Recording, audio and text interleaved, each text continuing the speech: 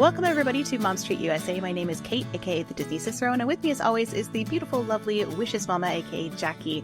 And we're going to be starting a new series about taking different ages of kids to Disney, because we feel like this is a topic people reach out to us a lot about. You know, what about taking my baby, my toddler, my teen, my, like my elementary school age? What should I do with them? So that's what we're going to be discussing on this episode. Is we're going to do the first part of that series, which is taking an infant or a baby to Disney, which I guess is the same thing, infant and baby. Jackie, how are you doing today? I'm good. This was so fun to prep because Kate and I talked about, like, our kids are older, right? So like we're a little removed from the infant stage, and I never took an infant to Disney, and it's been a minute since you have. So yeah, we had to kind of think back, but we're going to do our best to give you as many tips as we possibly can, without kind of giving you the obvious in a way. You know, there's a lot of things that we could say that you guys will find on blogs and Google and that kind of thing. So we're trying to get a little bit more specific and a little bit more intricate maybe with some of our details for this to really help those Disney moms out.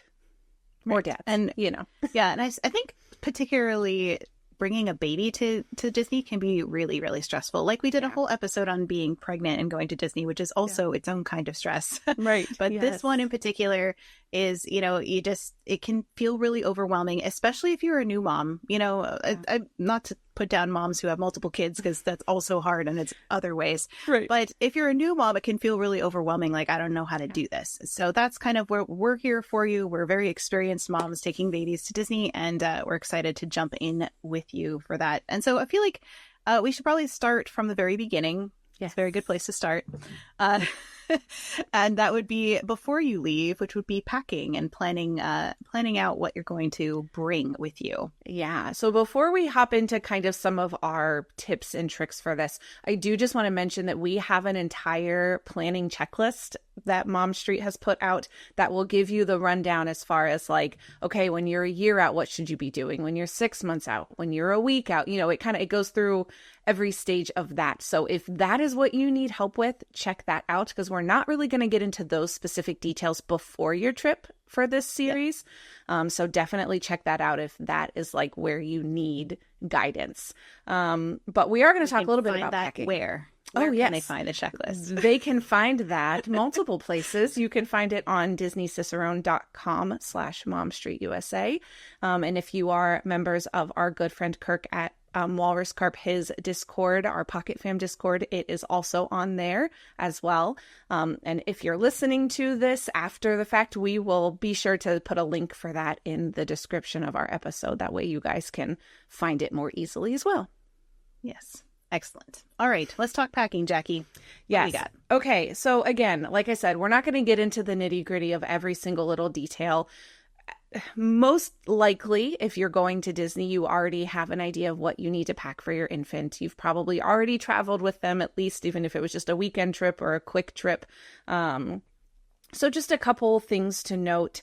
Packing multiple outfits per day for messes, some of that kind of standard stuff I always suggest. And something that we always do with our kids, even up until now, my kids are 6 and 8, but we always plan to do laundry halfway through the week. We just know it's inevitable. Even if we're not sure, we still just go ahead and do it, because you would hate to have to end up spending some of your park time doing laundry because you didn't do it earlier in the week when maybe you had a break morning, afternoon, or evening to get it done.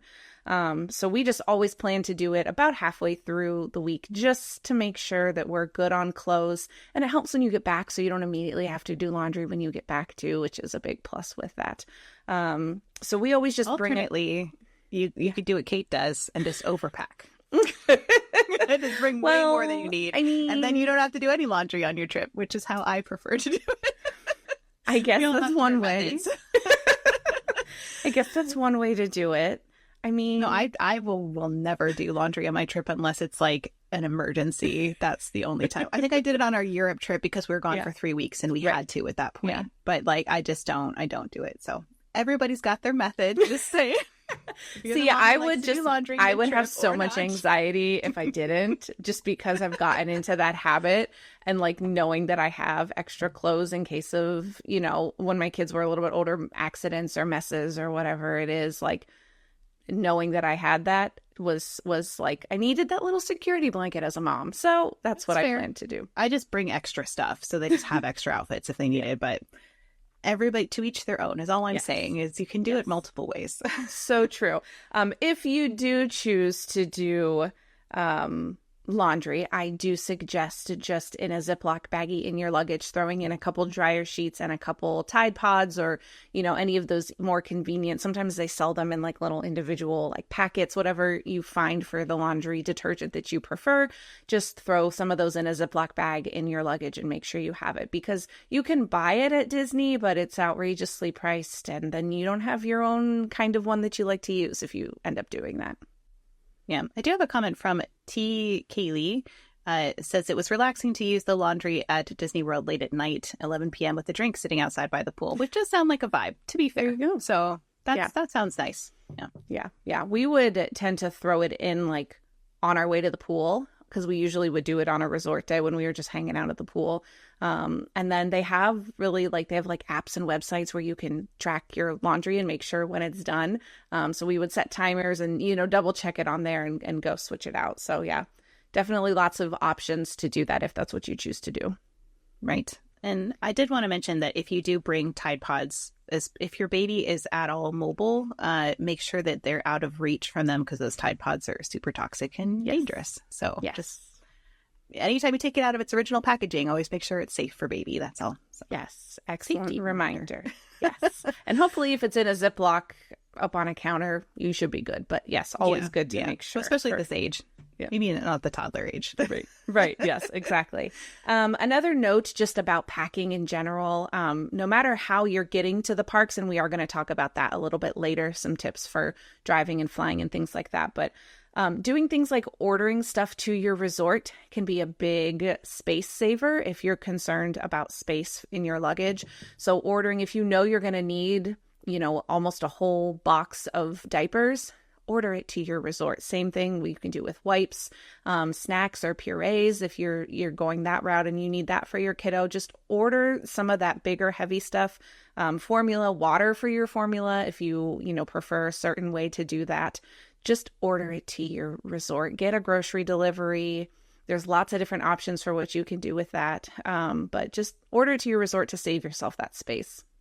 Yeah, Disney Dad in my chat says they had Target deliver their laundry detergent too. Yeah. So yet another thing that you can add to that list. Yes. Alternately, if you are flying, I did do grocery delivery a lot when my kids were young, but because I like to buy things in bulk and stuff, and sometimes those grocery deliveries can be kind of spendy for diapers and things like that. Yes. What we would do is pack a suitcase or half of a suitcase with consumables like wipes, diapers, snacks, those kinds of things. And then when you're going back, you can use that space for souvenirs that you've picked up along the way. So it's not really wasted space in that way. And you can also then buy diapers, your usual brand of diapers in the usual, in bulk sizes. So you save some money that way. And so we always found that just packing it with us was easier and cheaper in the long run. Right. Definitely different if you're driving to a different situation. So yeah, anytime that we were driving, we would literally just throw like a whole box of diapers in our car, and because we didn't have to worry so much about space. But yeah, if you're flying or you're tight on luggage space, definitely considering how you want to do that. And again, don't feel like you have to bring it all with you if you just absolutely do not have the space for that. Right. I definitely recommend getting water in Florida, especially if you are not used to the Florida water, because there is a different taste to it. Mm-hmm. I think I've just grown accustomed to it, so it doesn't bother me anymore. But especially if you're not used to the Florida water taste, you definitely want to order some water. Yeah. Or if you're mixing formula and you've got a picky kiddo that is very particular, you want to make sure that you have what is going to set them up for success for your entire trip. Definitely. Most definitely. Yes. All right. Strollers. Let's talk a little bit about strollers. The first thing that I always suggest, even if you're like 90% sure, is just always double check your stroller dimensions with the Disney requirements. They are easily accessible on the website. And just a note for anyone who maybe hasn't visited the parks before, just a note that no wagons are allowed in the Disney parks unless they are deemed a medical necessity, and you can get that checked at the gate whenever you go. But just be aware of that and make sure that your stroller fits within those dimensions so that you're not out of luck when you get to the parks. It's 31 inches wide and 52 inches long as the maximum dimensions. Thank you. For Disney. In most single strollers, you won't have any issue with being within that dimension. It's when you get into those double strollers, if you've got an older and a younger kiddo or twins or, anything like that, that you get really, really close to some of those dimensions with those double strollers. Yeah. And those ones that are the giant wagons and stuff that I've seen. I actually saw 3 of those in Disneyland in the past week. And I was like, I don't know how they got them through security, quite honestly, because they were really big. And I was just like, So I don't know if it was a medically necessary situation or something like that, but don't assume that because you see somebody else having it, then you'll be able to have it, I guess is what I'm trying to say. So yes, you want to make sure you're prepared for that, for sure. The other thing about strollers, and I feel like this is kind of a given if you have visited the parks, but choosing a stroller that is easy to fold up and open, ideally if you can kind of do it one-handed, for the most part, is always helpful, especially if you are staying at a resort where you're going to be taking buses or you plan on taking like Ubers, Lyfts, minivans, anywhere there you're going to have to for sure fold it down. If you're taking the monorail or you're taking the Skyliner, as long as you have a single file stroller, you won't have to fold it down. Monorail, any size of stroller will go without needing to fold down. But if you're taking buses or those other options, make sure that you can fold those down fairly easily, because you do not want to be at a bus stop frantically trying to get your stroller to fold down and it just won't go. No. And everybody's staring at you. They're all tired behind you and glaring at you and being like, how come you don't know how to do this? And same thing we'll talk about renting strollers in a second, but if you rent a stroller, practice with it a little bit before you load it up with everything. Practice opening and closing it a couple times just so you kind of get the hang of it, and have more than one person practice. Yes. Because maybe somebody else is holding the baby than usual, so just does everybody know how to open and close the stroller just to save yourself? It's so true. We found that out the first time that we took our double stroller to the parks. My husband had just always been the one to get it out, and I didn't even think about it. And we were at a bus stop, getting off, and he was carrying my daughter, and I was like, how do I do this? What do I do? Yeah. What do we do? I was like, well, let's just get out of the way and then we'll figure it out. But I was like, okay, mental note. Yes, exactly. Another thing just to consider, if you've got a kiddo, an infant that is going to nap in your stroller, think about whether or not your stroller lays flat for what they prefer for their naps, just to set them up for the most success. So that way, if they are going to nap in the stroller, you won't have to fight them for it. Right. Also, I love that you put this in here. Do not plan to use a Disney stroller for your infant. Full stop. Yeah. I feel like toddler up, we're good. But infant is a whole nother story. They are not comfortable for them. They're not really built for them at all. And they just it's like a hard plastic seat. Yes, it's just not a win for a baby. Yes. Yeah. And also there's a benefit for if you have your own stroller, either rented or brought your own, you can roll your sleeping kiddo. Especially if you've taken something like, monorail, sometimes the Skyliner, you could roll your sleeping kid all the way to the room. If they're not done with their nap yet, I wouldn't leave them in there overnight. But if they're not done with their nap yet, roll them into your room and let them finish their nap so you don't have to interrupt it to get them out of the stroller, which is always a huge benefit. Yes, and having the ability to have a stroller if you get off the bus and you're trekking it back to your room and it's not close to the bus stop. Yeah. Oh, and some of those resorts are very far. The rooms are very far from the bus stop. So, yes, that too. And it will feel twice as far at the end of the night. So true. Yes. Yeah. So let's talk a little bit briefly just about renting strollers, because this is an option. Again, if you've got an older kiddo and you look up the Disney strollers and you're like, yep, those will work for us, you can plan to do that if that's what you choose. For an infant, like we said, I just really wouldn't. They're just not set up to have those little tiny bodies. They don't have any sort of support for heads and necks and all that kind of stuff. Yeah. But no, it's not a win. There are lots of different rental companies. And not only do these companies do stroller rentals, but we'll talk a little bit later about they do crib rentals and high chairs and all sorts of stuff that you can get down at the parks. But Kingdom strollers, these are Disney World, I guess I should specify. Kingdom strollers, Orlando stroller rentals, Buena Vista rentals, and Scooter Bug, which is Disney's official affiliate. Those are all options out of Disney World. And I'm sure Disneyland has similar, but I don't know that Disneyland has as many options as Disney World does for rental. So do some research, look around at reviews, and feel free to ask in our Discord. Again, if you've got questions, we are happy to help you do some research and find answers if you're going to Disneyland and you need to rent. Yeah. But I also mentioned that most of these places will deliver it to your hotel. Usually what they'll do is they'll leave it with Bell Services, which is like the luggage service in the resort.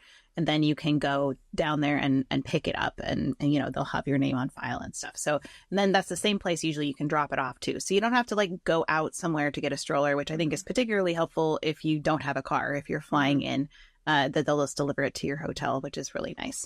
Yeah, I will say Disney World has cracked down a little bit on some of those third-party deliveries. Where they prefer that you meet the person in the lobby other than Scooter Bug, which is their affiliate. That one I know for sure they can leave it at Bell Services for you. But some of the other ones I would maybe just plan to be around just in case there's any issues with that, because they have been a little more strict about the equipment rental places in recent months. I also love that you mentioned stroller covers for Raid and Walt Disney World as a must. And this is also true if you are going to go in a restaurant for a long time. Yes. Make sure you cover your stroller, even if the weather looks great, because you might come out and it might be completely soaked. And then suddenly all your stuff is wet or your kid can't sit in it because it's all wet. In a pinch, I've also used a poncho, like a plastic poncho, and covered my stroller. Because sometimes you just forget to bring your stroller cover or you forgot to rent one or whatever. So you can do that as well. It's not ideal situation, but it will cover it if you need it to. But make sure you cover your stroller. Yeah. And just a note about that, if you plan on or you think there's a possibility that you're going to need to cover your stroller with your infant sleeping inside, make sure you have a vented stroller cover. So look up, there's so many different options you can find, but just make sure that you've got one that's got some sort of ventilation in it. So that way they don't have a sauna inside of their stroller, because don't use the poncho in that instance. No, empty stroller with a poncho. Great. Yes, exactly. Yeah. And then also just some way to mark your stroller is super helpful, because there is a sea of strollers at Disney.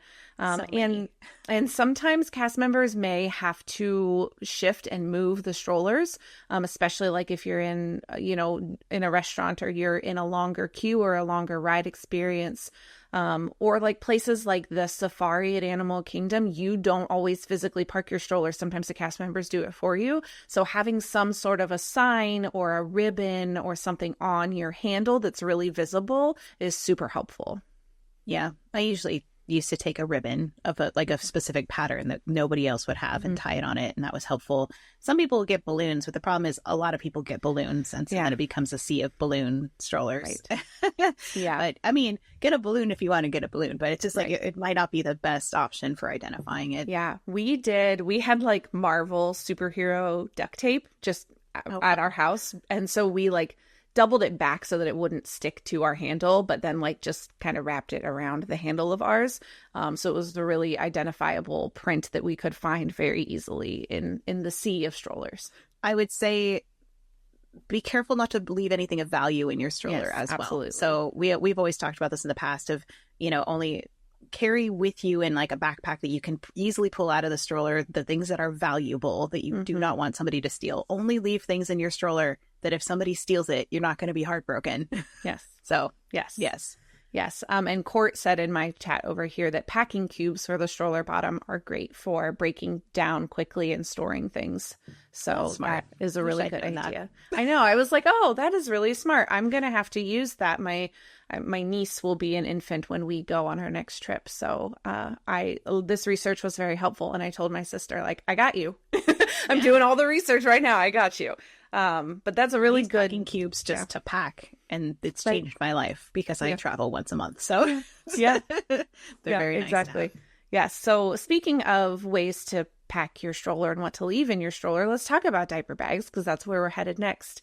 My biggest note on diaper bags is remembering that you will have to go through security every time you enter a park. So using things like baggies or Ziplocs or little packing cube, they make those smaller packing cube style containers, can be helpful to organize items, because oftentimes if you get pulled for a bag check, the security officer is going to need to see to the bottom of your bag. That's just one of the things that they look for if something flags it when you go through the metal detectors. So just making sure that you don't have to dump and empty the contents of your diaper bag all over the counter will be very helpful for you and for everyone else in security around you. Yeah. And there's a lot of stuff that goes in the diaper bag too. So it takes a while to sort through there. Yes. For sure. And then you're unorganized and you can't find anything the rest of the day. Been there, done that. Learn from my mistakes. Right. Yes. And just plan accordingly with that. Just notes, no loose ice. So if you're packing things in there for kiddo for snacks or purees or formula or breast milk or whatever it is that you're bringing, you can't have loose ice. So Ziploc bags or cooler packs. I did recently read online that glass containers and glass bottles are okay for infants if you're bringing them in, which typically no glass is the rule at Disney. But if you do bring those, you 9 times out of 10 are going to get stopped at security, so they can just double check and take a look, because you're not supposed to have glass containers. But if that's something that, if your bottles that you use for your infant are glass bottles, don't panic. You will be able to take them in with you. You just are going to have to spend a little bit of extra time going through security for it. Yeah, that's good to know. So if you need to keep milk or formula cold, we recommend an insulated tumbler for the parks. So they have specialty milk containers or Stanleys, Owala, those kinds of things that will keep it cool for you, especially in the summertime, especially in Florida. It's so hot there. Yes. And you can also then heat up anything in the baby care center. So if you need to heat it up before you give it to your baby. Yes, and we'll talk more about baby care centers in a little bit, because I know that's a big one when it comes to infants. But then I also just mentioned, just a reminder that you're going to want to make sure you bring a bag to store your empty bottles, containers, things like that as well. Just to help kind of keep your diaper bag or packing cube, if that's what you use, organized. I definitely suggest thinking about having a place to store all the empties. And bibs and stuff too. Anything that gets gross and you don't want it to touch all the other things. Wet in your clothes bag. or any of that kind of stuff. You just a dirty bag. Mm-hmm. Yes. Yes, exactly. And I will just mention, like Kate said, what we typically did when we were traveling with diaper bags is, anything that we left in the diaper bag pretty much stayed in the stroller. And it was, again, the extra clothes, bibs, diapers, wipes, those types of things that we had more of if we needed, or we knew we could get more at the baby care center if we needed. And then any valuables were in a separate fanny pack or a smaller bag that we would take with us on every ride that we went on then, just to help alleviate the worry of something being taken, misplaced, falling out of the stroller. You never know. I know. So my mother-in-law went with us one time when we had a stroller, and she took one of the kids shopping, and I didn't know what they bought. We came back from going on a ride, and in the stroller there was legit one of those $200 Lego sets just chilling in the bottom of the stroller. And I was like, okay, thank you for the Lego set. I was like, we also can't leave it because somebody's going to take that. Yeah. Yeah. I mean, it's now our buddy for the rest of the day. Yeah. I mean, my son's lightsaber got taken out of our stroller. It happens, unfortunately. Yeah, it was a whole thing. We bought him a new one and made it a fun experience. And it was okay in the end. And he still has it. But it was, in the moment, it was okay. Yeah, Disney Dad on here said some people use their air tags to find their strollers too. So that's also a possibility. Although sometimes I find my air tag is not pinpoint accurate. So sometimes it's it's in this general area, but you don't really know. But that also is a good way to kind of keep track of it if somebody takes your stroller. So yes. Yeah. It may not help you in the sea of strollers that we talked about, but it may help you, if you walk away from your stroller and don't remember where you parked it, or somebody accidentally takes yours instead thinking it's theirs, or any number of those situations that could be definitely helpful. Definitely. Okay. So another way that you can think about transporting and your infant are baby carriers. So I know lots of us as moms have used them when we've got infants, especially if we've got infants and older kids, to like have our hands free to be able to wrangle the older kids if we need to.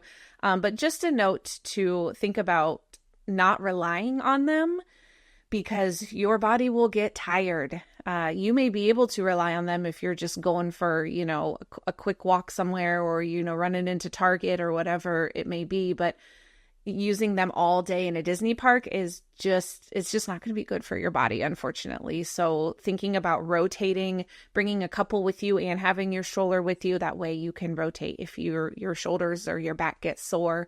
And also making sure, like, we always had to make sure that we had a carrier that my husband was comfortable wearing and one that I was comfortable wearing. I was going to mention that. I was like, yeah. Switch people sometimes. Yes.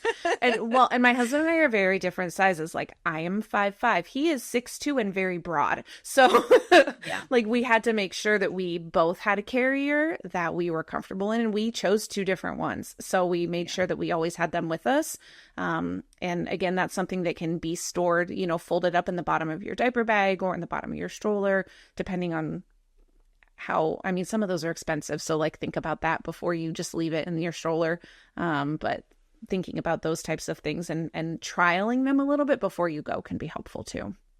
Yeah, it was something that was critical for us. Like, that was the only way that my baby would sleep when my firstborn would sleep was in the carrier. So if we didn't have that, I wouldn't have survived that Disney trip at all, because he refused to sleep in the stroller.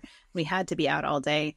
And it also was really helpful for standing in long lines, that we didn't have to, like, you know, that was hard on our backs without the carrier. So I'd say, like, it's really critical. I would not depend on it for an all day solution, but definitely for, like, if your child will only sleep in them, or if you're standing in line, they can be lifesavers. Just know that a lot of the times you have to take your baby out of them for certain rides and attractions and stuff. They don't always let you keep them strapped in. So just kind of go by whatever the cast member says you need to do. Be aware that you might have to adjust. And you can always ask at the beginning of the ride. There's, I would say 99% of the time, there's going to be a cast member stationed at the entrance to the standby or lightning lane if you're using that, or whatever it may be. So just ask them, like, hey, are we allowed to ride like this? Do I have to take them out? And they'll be able to tell you, so that way you can plan. Because, like, if you're like, I can't take them out right now, they will scream at me. Like, then maybe come back to that attraction later when they're ready. And again, just testing those out and making sure they're comfortable and doing some trial runs, even if you're just like wearing them around the house, go for a walk around the block, get a really good feel for what those baby carriers feel like. And don't wait until you're at the parks to try them for the first time, because your kiddo may not like it. Yeah. We were a huge baby wearing family, so it was like normal for us, but not everybody's like that. So that's exactly right. And I was much more with my second than I was with my first. Out of necessity, probably. Yeah. Out of necessity. And just, she loved it. Like, my son also did, but I just did it a lot less with him. But like, she was all for it. She was like, yes, please. Like, take me with you. I will. And now she's still attached to my leg everywhere we go. So, take that for what it's worth. Okay. So some other things in terms of things that you bring with you, folding high chair for meal times, mostly for in your room, I would say, that rather than in the parks itself. Because the Disney restaurants have high chairs, so if they're old enough, although they're always super gross. So I love that you have or a high chair cover, because we did that a lot, or we just did a lot of sanitizing and wiping down stuff. We just because you just had to kind of like mind over matter, be like, I'm gonna wipe it down, and that's all I can do, and just like leave it be. And it's fine. My kid survived. So okay. Lots of little travel containers of cleaning wipes, and making sure that it all dries and your kid doesn't put their mouth on it after you've cleaned it with the Lysol. Give it a little time to dry out. Yes. Also, something to consider, packing ear protection. And I would say you're going to want it. Like, it's almost a necessity, especially for infants. You really want to protect their hearing.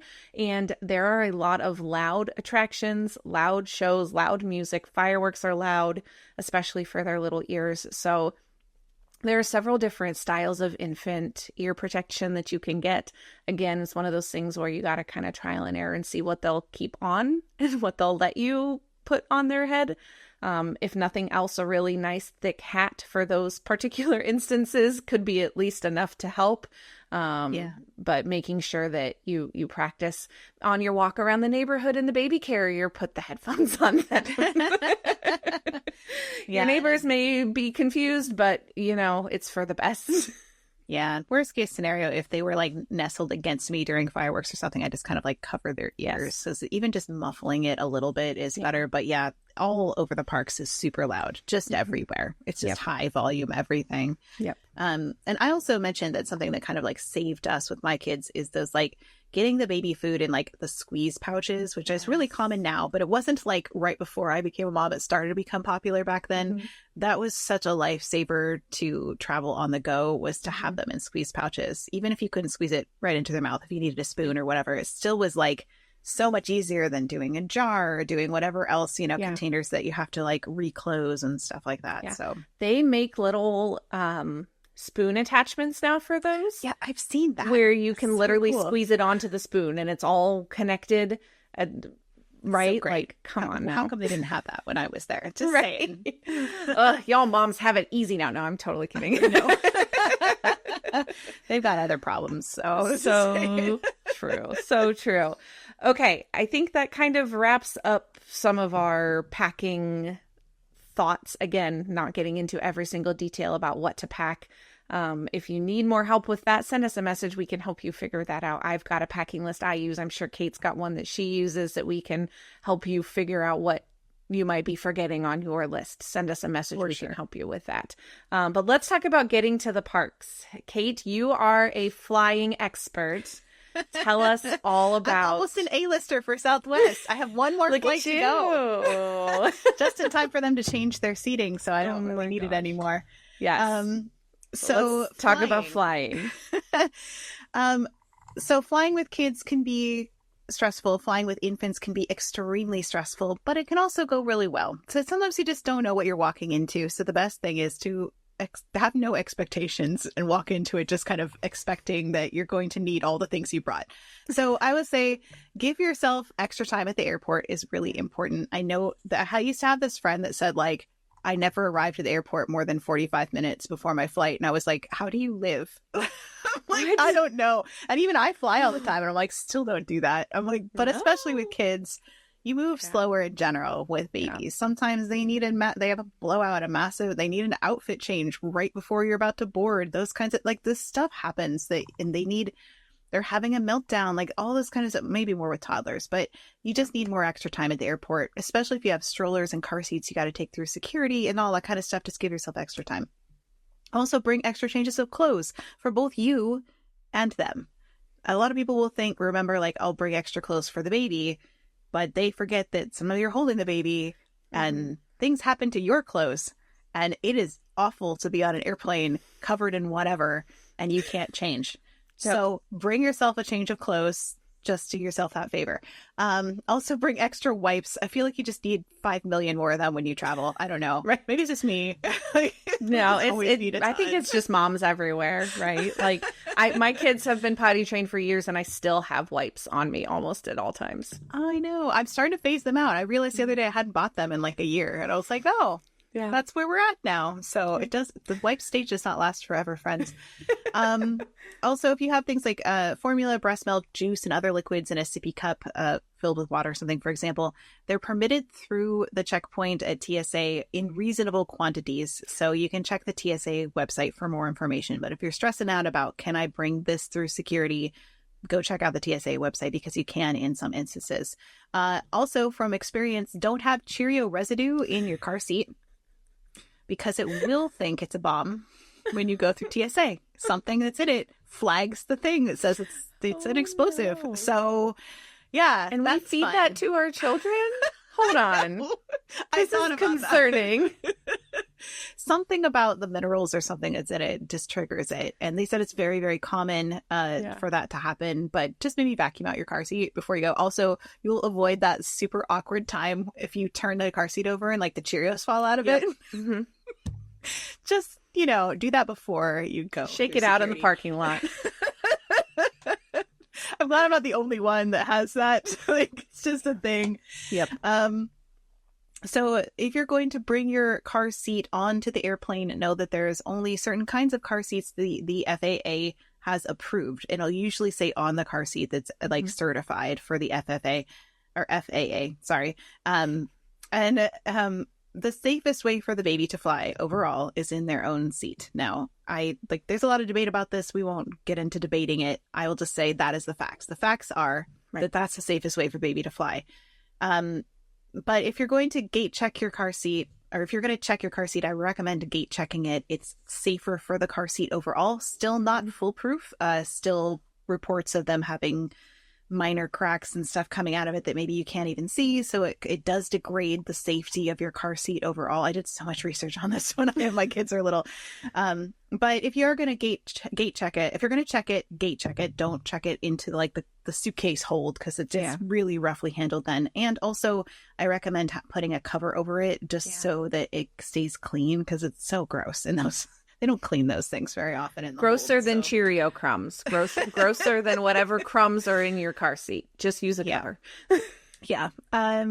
So you can also, sometimes rent a car seat from the place. If you're renting a car, you can sometimes rent a car seat, but even those sometimes might not be clean or might not be super safe. So it's really up to you the way you want to go with the car seat situation. But I'll just say that those are all options when you're flying. I will say that babies can't pop their ears very well when you fly. So descent is usually worse than the ascent up. So going down is the worst part. It usually starts, you can hear when they go like ding, ding, like that's when they're starting their descent. Like that's the notification from the pilots to the flight attendants that it's like, now they're like, they need to get the cabin ready for that. Usually by the time they've done that, the pilot will come on and say, like, we've begun our initial descent. When you hear that, that's when you need to start taking action for your baby to start protecting their ears. So that will be having them sip on something, suck on something, drink something, nurse them if you're nursing. Anything that you can do to get them to make like a sucking motion really, really helps them. Even a pacifier will help them to pop their ears. It might not be foolproof, especially if they are fighting anything like a cold. It will be brutal and they will scream. And so just know that if they do, you're going to be okay. They're going to be okay. Everybody's going to be okay, but it's going to be a little rough while you land. So, yeah. Make sure you board early with family boarding to give yourself a little more time to get settled.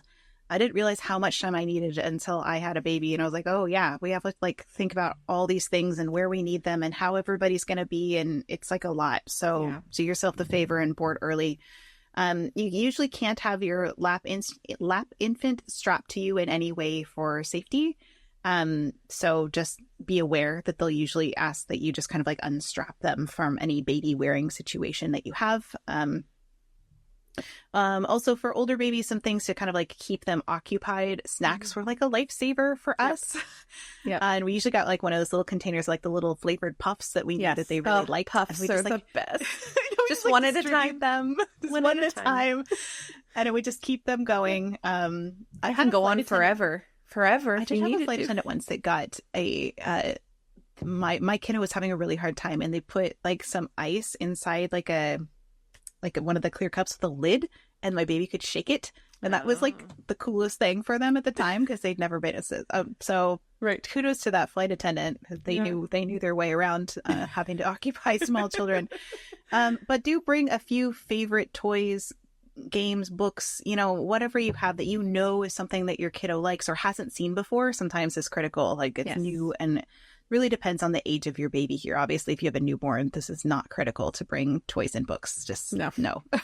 Just save yourself the space. But obviously, if they're older and they really need something to keep them entertained, have something on hand. It will make your life a lot better, because it's a long flight otherwise if they don't sleep. Yeah. And do what you need to do. Like, no shame. If they need to watch a couple episodes of Bluey to help them, watch your Bluey on the plane. Download it, have it ready on your phone. I'm like, it depends on the age of the infant, I guess. Right. I don't think, older infants. Older infants. Yeah. Like right before their toddler, like in that. Right. But yeah. Or, there's so many of those like contrast videos that you can, find. You moms know all those tricks. I'm just saying, do not be afraid to pull it all out if you need it. No, save your sanity, because Yes. those flights can be really long sometimes with a baby. Yes. And you can also look on Pinterest for some ideas based on the particular age of your baby. There's some fabulous like ways to fly with infants on airplanes and like, specific activities you can do. So definitely look those up. I'll just say again, it's very, very stressful to fly with an infant sometimes. So take a deep breath if you're feeling overwhelmed. If they won't stop crying, it's not your job to like, I know nobody wants to have the crying baby on the airplane because you know that it's irritating to everybody around you. But honestly, people are more understanding than you think. And a lot of people, they have noise canceling headphones and they'll just do what they need to do to cope. So don't think, oh my gosh, I'm like ruining all these people's day because I can't get my baby to stop crying. Like the reality is we were all infants once. We all did this before. So just do the best you can, take a deep breath and have your partner watch the baby and step away from it if you need to, if you start getting really overwhelmed. Because it's you can only do what you can do in that situation. And ask for help if you need it. Yes, definitely. Yes. Okay, let's talk about driving. Completely different situation than flying. Definitely. Yes. Just a couple notes about driving with infants. Again, not getting into details on that, but just make sure you plan plenty of stops for stretching. If you've got a longer drive than just a few hours, you want to make sure you give yourself the ability to stretch, but also, even if they're infants, they need some wiggle space, right? Those car seats are very confining for good reason, right? But you want to make sure that you give them time to stretch. We prefer to stop at places that we can find that are near like parks or open grass spaces. And we always would have like a quilt or a big blanket or something in the back of our van.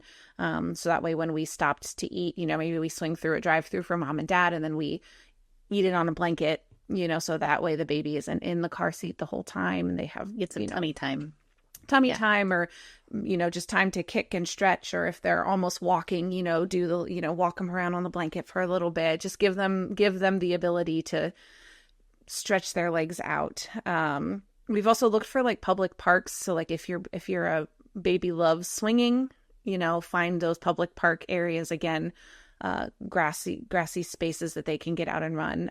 A lot of the times even like rest stops along the side of the road will have some grass that you can find that's not, just beware that you're not in like the pet area if you do that at a rest stop. But they even will typically have grass spaces that you can have at least a little bit of space. If you've got a little infant that just needs that ability to move, it's good for them. You don't want to go too long without getting them out of that car seat to give them the chance to wiggle. And then driving while they sleep. We are huge driving while they sleep people. Like we will drive overnight. We will, whatever my husband and I are able to do to drive while they sleep is always really big for us. It allows us to go further stretches. And then when they wake up, we stop and we let them get out, as soon, not necessarily immediately when they wake up, but within a reasonable amount of time. And we always just try to time it so we have several options of where to stop. And my husband and I will typically make like a plan and I'll just write down notes on like, okay, these are the, here's some park options in this hour of road length that we're going to be driving that I know that they're probably going to wake up from their nap around that time. So we can go to any of them. So we have lots of options on where to stop, is usually helpful for us. Wow, that totally brought me back to the nightmare that it was to drive with my kids long distance. So thanks for those memories. I mean, that gets listen, better too. I would much rather be in my van and have the ability to stop whenever we need to than be on an airplane. Just my personal preference. That's fair. Yeah. But you also haven't flown with your kids, so no. Purposefully. No. Because I also don't enjoy flying. So like I'm not the person to ask about flying. That's why Kate talked about flying. And I will talk about driving because like I said, I can bring everything I need with me. I can throw all the extra diapers and wipes that I need in my van. We can stop whenever we need to stop. We can plan plenty of extra time. I think it's nice to have your car there too. You know, that's so a nice thing. Yeah. Yes, exactly. So those are just my little brief tips on driving to the park. We did a whole episode on getting to the parks, Yes. both flying and driving, with even more stuff. So if that's something that you want more information about, that was pretty early on in our episodes. I don't remember which number it is, but we did an episode on that. It was like in the single digits, so it's like way back there. It's like way back there, but it's all really good information. Yes. Yeah. Exactly. Okay. So we've made it. Let's talk about just briefly a few of the resort options. Kate, I didn't make a note here for Disneyland. Do you want to talk about anything with the resorts around Disneyland before we jump to Disney World that you can think of that would be helpful to note?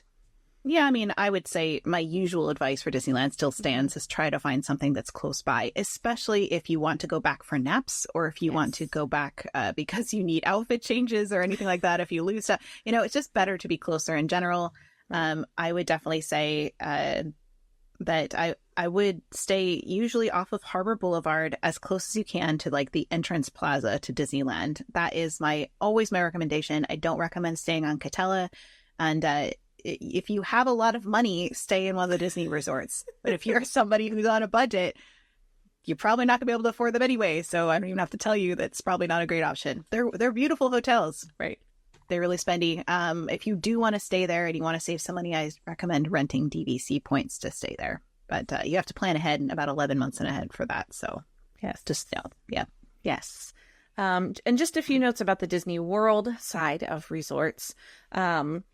I really think that value resorts are a great option for infants. The only downside is the walls are very thin, so you get a lot of, but it is what it is, right? But I really think this, especially if you are two adults traveling with an infant, the ability to fold up that second bed to create space for your infant is huge. Yes, for sure. And I don't know of any off the top of my head. There may be some moderates and deluxes that also do that. There is. I know there are some. I know we were in Caribbean Beach and they had a pull-out couch. So it wasn't a fold-down bed, but it was a pull-out couch. So Right. But, and I know, it was a pull-down. Sorry, it was a pull-down bed. So yeah. So some moderates do. Yeah. Sorry. It folded into a couch when you folded it up. Right. So yes. There's a couch involved. There's a couch somehow. And a lot of the, some of the deluxes do as well, but a lot of those moderate and deluxes don't have the ability to fold up that extra bed. And so finding a space for crib, pack and play, stroller, all of that stuff can be tricky. So that's why I really like the values for having an infant in the room, because you just automatically get more space because that extra bed can be folded up. Even though there is a table underneath, the table does not take up nearly the footprint that the bed takes up. Yeah, that's so true.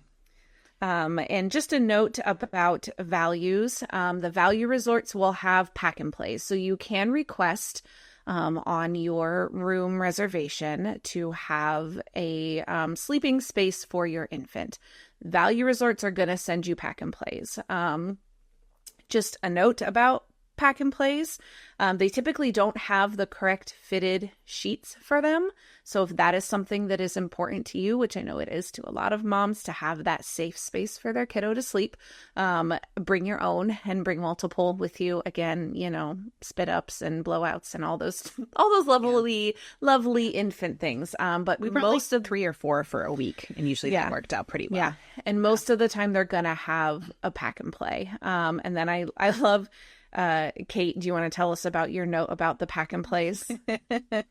So I've noticed even at Disney that sometimes pack and plays aren't like super clean, or they're like, or they've just been beat up a lot, because these get used a lot. So I always thoroughly clean, sanitize it as much as possible, let it dry before you put your baby in it. But I don't know, I always felt more comfortable doing that, just knowing, because sure, they switch out the sheet, but do they like actually scrub down the whole thing like I would as a mom? Right. Probably not. So that's what I do. Especially if you've got a kiddo that's prone to, they all do the with your mouth on the bar, right? That was a lovely demonstration. You're welcome. But just note that. Notes about the moderate, you're going to get a mix of pack and plays and cribs available there. So it really just depends on availabilities, because I've got Court in my chat over here saying that she's got a crib at Pop Century before, which is a value resort. Yeah. So it really depends. But I guess I make these notes more so just to make you aware that you could get either or, just to note for that. And then with the deluxes, most of them will have the cribs. It's just the way that it runs on Disney the property. villas, though, if you stay in a villa, typically it's a pack and play that's in the closet, if it is. So those aren't usually cribs at that one, and so it's a little bit different that way. Yes, but make sure that you request those ahead of time in your notes and all those things. And if you do check in at the front desk, I would remind them again that you need one. They have them. It may not be. If you don't request it early, you may not have it as quickly as you need it. So just making sure that you have that request in there is super helpful. And the other thing about deluxe resorts is typically the majority of the deluxe resorts just have better transportation in proximity wise. Yeah. You may have multiple bus stops, right? A lot of those are larger properties. Same with the moderates with that. But with the deluxes, you're typically closer to some of the parks. So it is a little bit better for nap time transport back and forth, kind of like Kate was talking about with Disneyland options.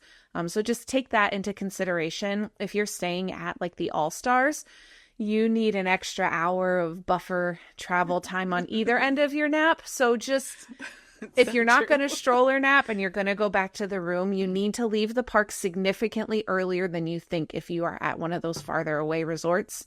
So looking at that, not only looking at value, moderate, deluxe, and price point, but also looking at proximity to the parks you're going to be visiting. Absolutely.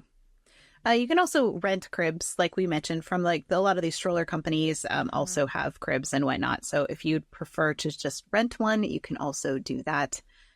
If you're stressed out about it at all, worried that you might not get one or something, which usually is not the case. Usually they're available, but that's also a possibility as well.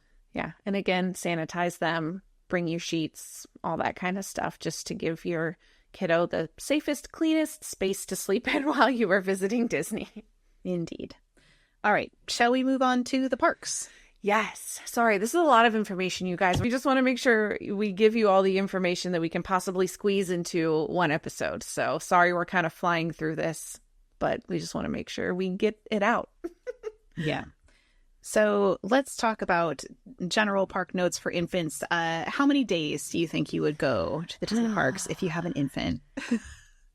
Here is always kind of my approach for kids. I would say infants all the way through like mid-elementary. I would not do more than 2 park days in a row if you can at all manage that. So I would do 2 park days and then a full day of rest, resort, relaxing, and then go back to the parks again after that. The amount of days, it really ultimately does come down to budget and, your time that if you're requesting time off of work and all those other things that we always talk about when it comes to that. But I would say for an infant, if you're looking on the lower end, I would say 3 days in the parks is probably plenty for them and for you to get a good taste of Disney with an infant. And because I think about the 4th and 5th day, you're going to be like, I'm done. Even if you're a big Disney person, it's a lot. It's a lot. It is. It's different than when you go with older kids or without kids at all. It's a totally different thing because as an adult, you can kind of just bounce back and recover and do the things. But it's accumulated sleep loss. It's change of schedule. Sometimes it's a time change that you've had to struggle through. It's just all the things. And then you're exhausted. So it no longer becomes fun. It becomes, okay, we got to go and do this more. And we're tired and everybody's crabby and we're falling apart. And don't do that to yourself.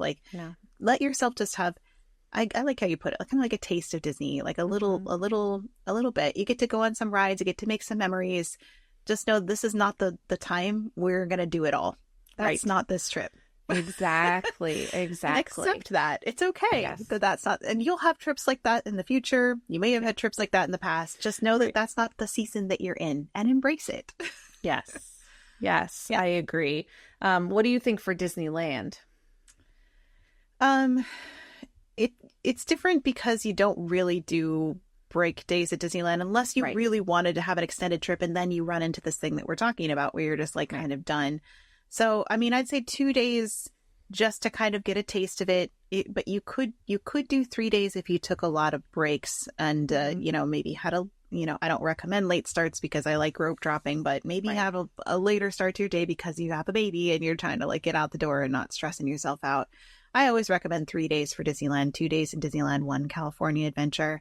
But with a baby, just recognize that you're only going to get a portion of the stuff done there. Right. You can only see so much. So let your experience be letting them see the parks or you doing a few of your favorite things with them and just let that be what it is, I guess, is my recommendation. No, I love that. I think that's really smart to just you have to go into it knowing that it's not your end all be all trip. And hopefully if you're taking your kiddo as an infant, you're planning on hopefully, even several years in the future taking them back or, Right. whatever your budget allows. So hopefully this is not your one-time trip because that's just really hard with an infant. And if it is, just take the time to rest. Listen to your body, listen to your kiddo's body, figure out what, a happy medium so that you're not running yourself ragged. And I will say that there's a whole school of people out there that say you should not take babies to Disney because it's not Yes. worth it, because they're not going to remember it anyway and all this stuff. And I'd say, you don't have to listen to those people.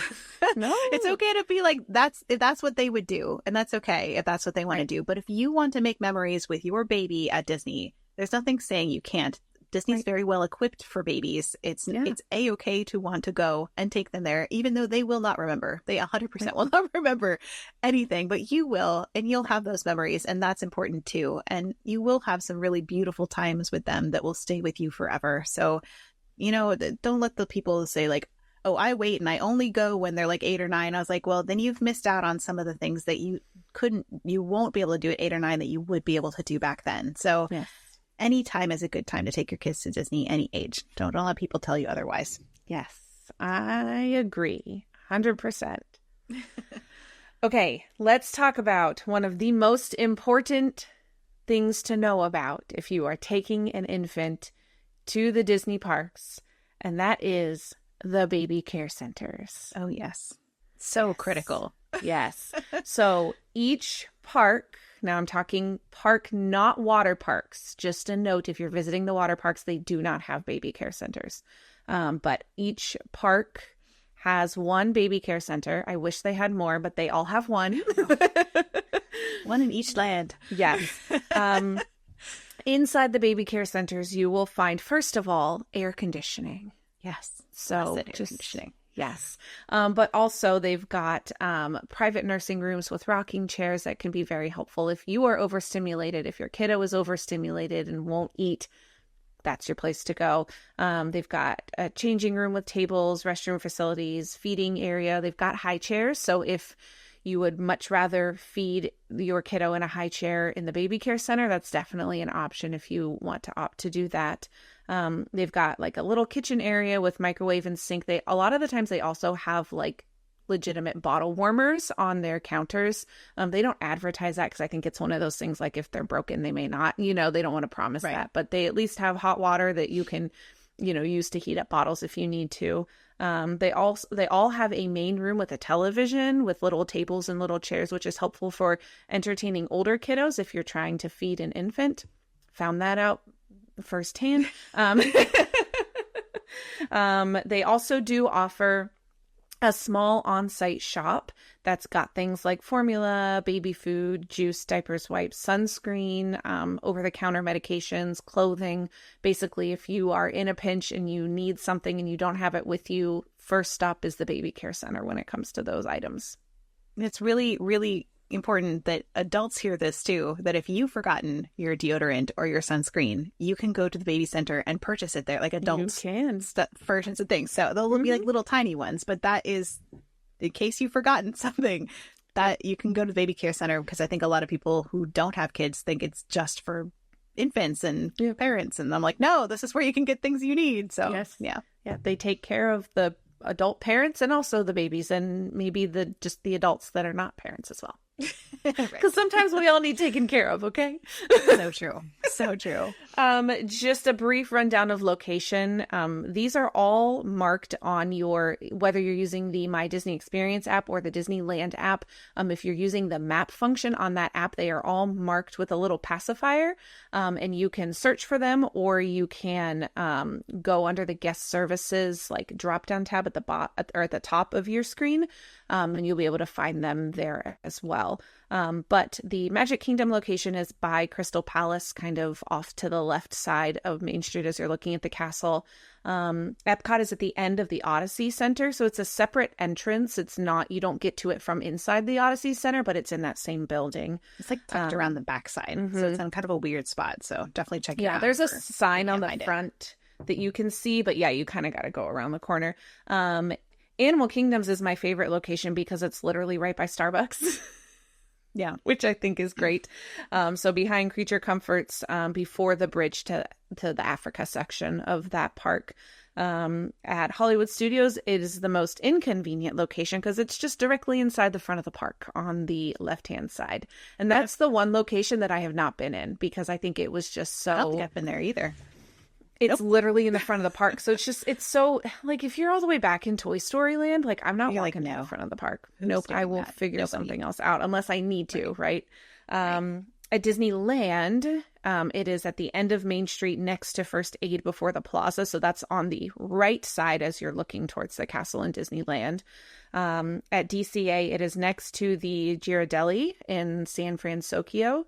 And that one is a little tricky to get to. Like, it's kind of tucked back in a corner. It's not too bad. Because there's a path that goes between the Radiator Springs and San Francisco. So it's kind of like in that little alleyway. But can you access it from both sides? I couldn't tell from the map when I was trying to look if you could actually get to it from the Ghirardelli side or just the Cars Land side. Yeah, both. It's basically like if you're walking past the bakery, like if you go in that area where the bakery's on the right, just keep walking forward and it's like straightforward there. So it's not too bad. You can usually see it from the main drag if you're looking over. So but I can understand from a map it might look a little strange. And that's why I wanted to ask you because I was like, on the map that one looked confusing and I couldn't tell where the entrance was on that one. So it's just like just pretend you're getting a sundae, but then keep walking to the left straight ahead and you'll run into it. Yes. Again, you can find all of those on your map or ask a cast member if you're like lost and trying to find it and you need help. Just ask the closest cast member. They're going to be able to help you figure out where to go. Yep. Let's go. I think it's something where we need to talk about rides a little bit. Is that where we're going for Magic Kingdom in particular? Yes. So I think the goal here is to give you guys kind of an overview of each park and what we suggest would be maybe good options for you. This is not an end-all be-all list. It is not a complete list of every single thing that you can do in these parks. But just kind of from our experience and our research, these are some of the things that we suggest would be good for infants at these parks. Yeah. Do you want to talk about Magic Kingdom? I know I'm going to talk about Disneyland a lot, so go for it. Yes. Okay. So in Magic Kingdom, some of the rides that we suggest would be things like Peter Pan. Jungle Cruise may or may not, depending on the motor of the boat. So I kind of have it on both, like yes and maybe no with that one. Because like my kids don't like how loud it is. So, it's just also awkward to climb in and out of that one a little bit. So you have to be careful. Winnie the Pooh, the Railroad. Obviously would be a great one to take infants on, even though the Disney World Railroad is not super scenic. It's just a great ride to just like relax with a sleeping baby if you need to. When it's open. It's like it doesn't run most of the day. Sorry. I'm not bitter about that at all. No, not at all. And we've talked about the railroad a lot lately, I feel like. How has that happened? Okay. That's anyway. Because I wrote a book that had it in it. And so that's also true. A lot. But we talked about it a lot when we compared Disneyland to Disney World. And so I feel like as I've been editing clips to post from those episodes, it's been a lot of Disney Railroad content. Yeah, that's true. Oh, well. Okay. Under the Sea, Little Mermaid, People Mover, The Carousel, Magic Carpets of Aladdin, Small World, Dumbo. So a lot of those kind of dark rides or those a lot of Fantasyland rides that are good. A few that they can ride, but may or may not be ideal for your particular infant. And this is just going to be, you have to kind of make the call with your particular one. Haunted Mansion, for obvious reasons with that one, if you've been on it. If you haven't, it's very dark, first of all. So if you've got a kiddo that is not happy with the dark, but also the stretching room can be a little spooky. It's the adults that scream at it is the one that like can make babies start screaming. Cry. Yeah. Again, Jungle Cruise for what we mentioned earlier.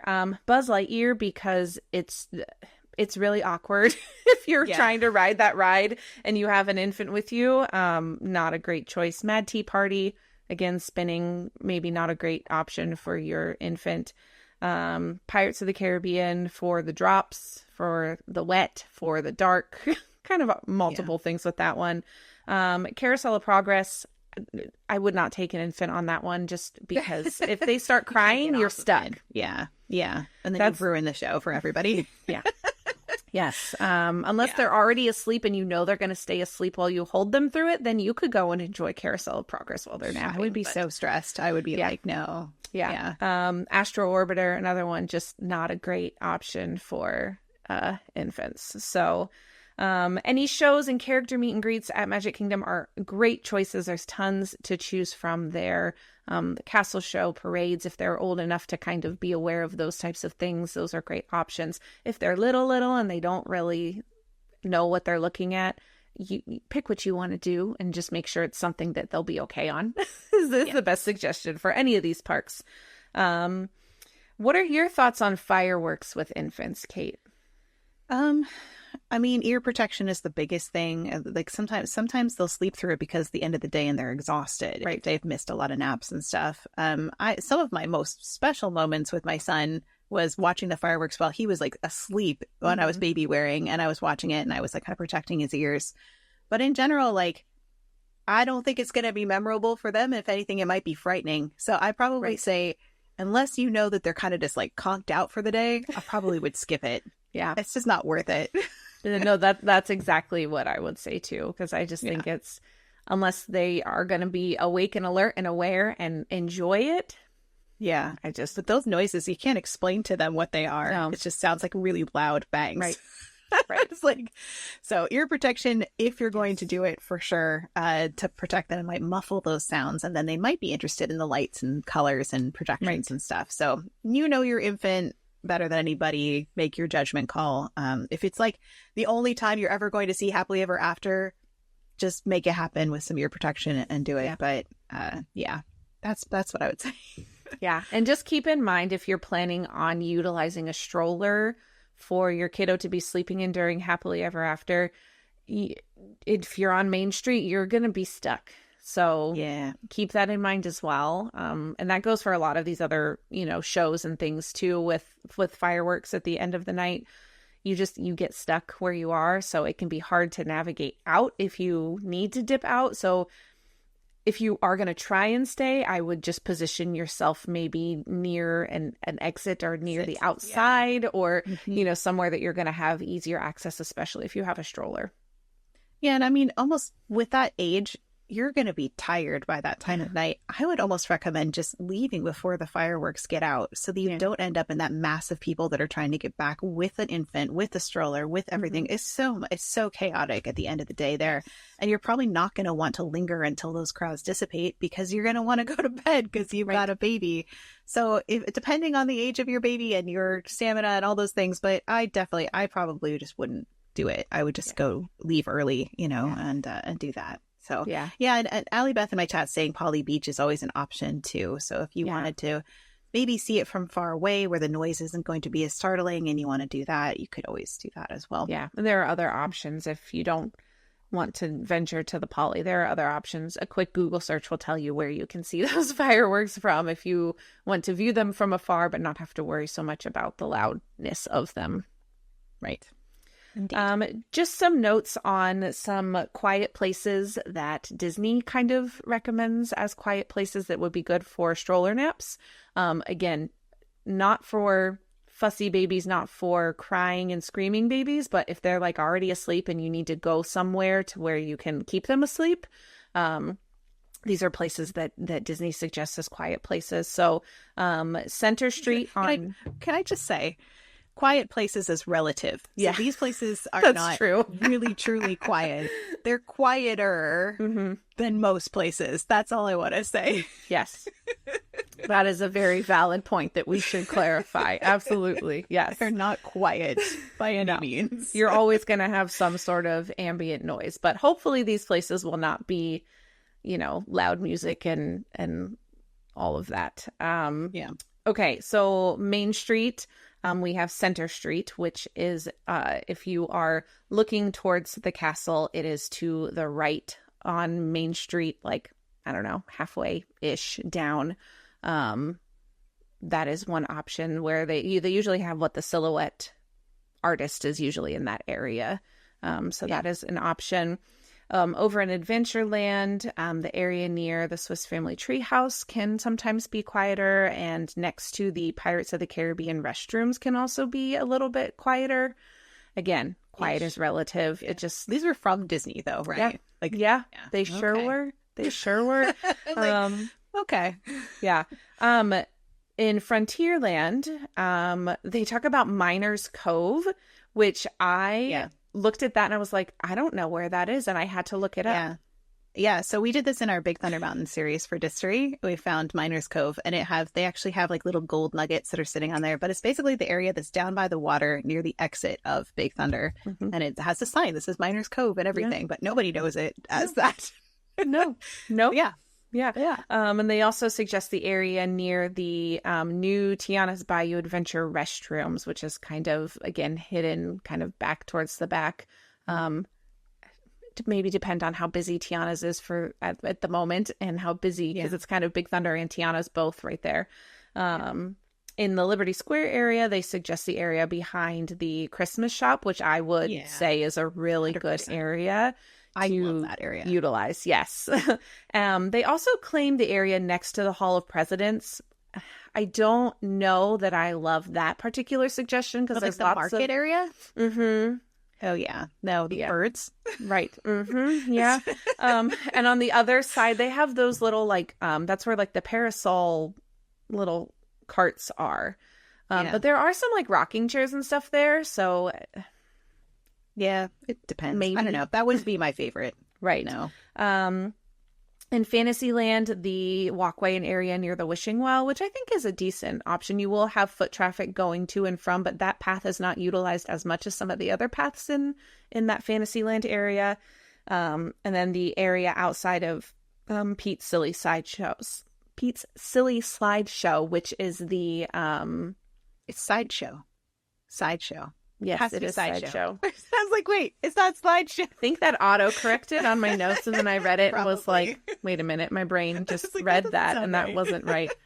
Pete's Silly Sideshow, which is the area kind of near the...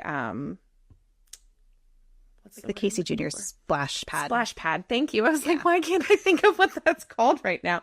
I got you. And like this kind of the circus area back there. And that area is typically quiet. If you kind of go back behind the splash pad area, there's a tent back there with some seating that is usually pretty quiet. Yeah, I definitely recommend that one. And then in Tomorrowland, the pathway near Tron leading towards Fantasyland. So that's like that newer redone pathway that they're talking about between like where Barnstormer is and Tron. Parts of it are quieter than others because you still got ride vehicles going by with that one as well. So again, and then the area between Space Mountain and the Plaza stage. So like near those bathrooms, that is a fairly quiet area. There's some seating back there too. Yes. Which is nice. And again, kind of neat, also going around further down near Carousel of Progress as well. That kind of whole little area between Space Mountain and Carousel of Progress, you probably can find a more quiet space back there. Right. Definitely. All right. Let's roll on over to Epcot, and I feel like I'm going to kick it up a notch just because for time. I want Magic Kingdom was a lot, sorry. The rest of them won't be quite as much. And people spend the most time in Magic Kingdom usually anyway. So Let's talk about Epcot. Some of the best rides for that. There's not a lot of rides in this park in general, but the ones that you can take an infant on that we recommend would be a Three Caballero ride inside the Mexico Pavilion, Figment, the Seas with Nemo, and Living with the Land.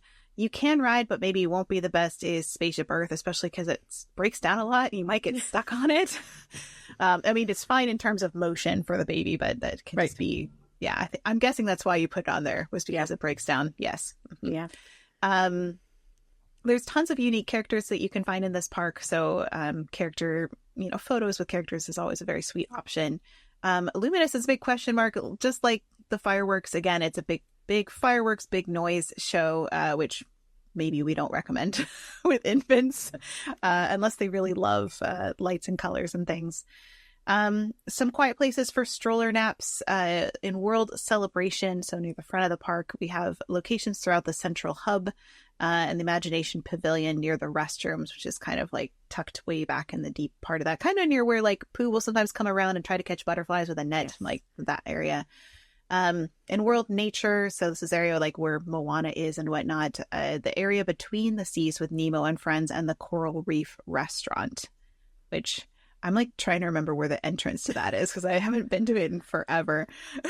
Yeah, the buildings are literally just like kind of next to each other, and just there's not a ton of foot traffic going into Coral Reef because it's just the restaurant, and it's not like it's got a bunch of extra attraction stuff in there. So it's generally pretty quiet in that little plaza area. I'll check that out next time I go. Yeah, isn't that near the? I think it's like, is that what they call the toothpaste wall? Yes. It's one of those photo places. The bubblegum wall, the toothpaste wall. Yes. Yeah.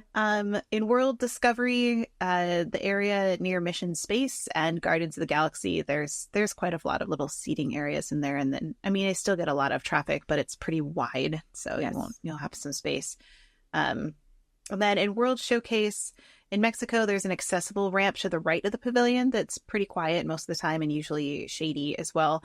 In Norway, the corridor between Norway and China pavilions is a pretty quiet spot. China, the area next to the Temple of Heaven, because nobody knows it by that name. The big pagoda in China with the gardens. I was like, who in the world calls it that? I know it's what that's called. Right. In Italy, there's a seating nook next to the pizza place that's pretty quiet. That whole pavilion is like pretty peaceful in general. There's not a lot going on except for eating in that space. Right. The American Adventure, the corridor between Joffrey's Coffee and Regal Eagle, there's just like benches and picnic benches and stuff seating there. And then in Japan, the garden seating area, I love this one, although some of it, you'd have to find the accessible spots for strollers. Some of it's stairs, so you'd have to to look for that. But it's definitely very quiet up in there. I like to, unless there's a concert going on, or a concert, the drummers or the concert. The concert is going on, or there's drummers on the pagoda. Then it's a terrible place for stroller naps.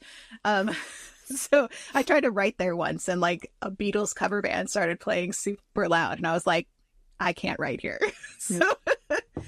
Over in Morocco, there's near the restaurant Marrakesh and the Lamps of Wonder, there's definitely like an area too that's just kind of this indoor tiled area. I don't even know what it's called, but it's just usually there's nobody in there, and it's gorgeous, and it's usually pretty quiet. It has some benches, so I like sitting in there a lot. Yeah, Morocco's a good one to like if you go back in, but not into the shops. There's a lot of just like kind of covered seating in like areas, some of the walkways back there.